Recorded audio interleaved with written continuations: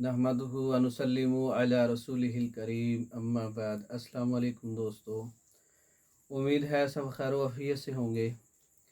आइए हम बात करेंगे प्रोस्टेट ग्लैंड्स का बढ़ जाना। प्रोस्टेट ग्लैंड्स की सोजश ये एक गिल्टी है। ये वहाँ से शुरू होती है जहाँ से पेशाब की नाली शुरू होती है और पेशाब की नाली इस गिल्टी के दरमियान से गुज़रती है। इसमें 15-20 उरूक्स होती हैं। उरूक यानी कि छोटी छोटी शरियानें होती हैं, रगें होती हैं जो पेशाब की नाली में खुलती हैं और इन रगों की बारीक बारीक शरियानों से इस गुद्दे के अंदर से बनने वाली रतूबत पेशाब की नाली में आती है ताकि पेशाब की नाली तर रहे और किसी भी किस्म की तेज़ाबी मादे जो पेशाब के ज़रिए गुज़रते हैं यहाँ पर नुकसान ना पहुँचा सकें। इस रतूबत के और भी बहुत सारे फ़ायदे हैं।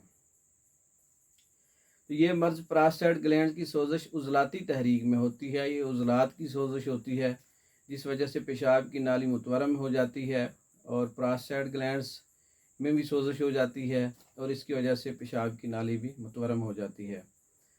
तो इसकी वजह से पेशाब की नाली मुतवरम होने के बाद पेशाब की धार भी पतली हो जाती है, रास्ता तंग हो जाता है, फिर जलन शुरू हो जाती है। पेशाब फिर थोड़ा थोड़ा सा होके आता है, फिर बंद भी हो जाता है और बहुत सारी तकलीफ़ बढ़ जाती है। ये प्रोस्टेट ग्लैंड्स की सोजिश है। तो इसका इलाज उज़लाती तहरीक को तोड़ दिया जाए, उज़लाती सोजिश को तोड़ दिया जाए और इसके इलाज के लिए गुद्दी असाबी से अज़ाबी गुद्दी अद्वियात का इस्तेमाल किया जाए। उसमें फार्माकोपिया के मशहूर व मारूफ नुस्खा जात जो है वो गुद्दी असाबी मुलय्यन और हब्बे बंदक ये एक टाइम में इस्तेमाल किए जाएँ। इसके 2 घंटे के वक्फे से असाबी गुद्दी मुलय्यन या त्रियाक और त्रियाक गुद्दत 2 घंटे के वक्फे से ये सुबह दोपहर शाम इस्तेमाल किए जाएँ। प्रोस्टेट ग्लैंड्स की सोजश, पेशाब की नाली की सोजश, पेशाब की नाली का ज़ख़म हत्ता के सोज़ाक तक इसमें ख़त्म हो जाता है। और ये मुकम्मल कोर्स सोज़ाक का और प्रोस्टेट ग्लैंड्स की सोजश का हमारे पास भी अवेलेबल है। बज़रिया डाक मंगवाने के लिए रब्ता कर सकते हैं। वस्सलाम।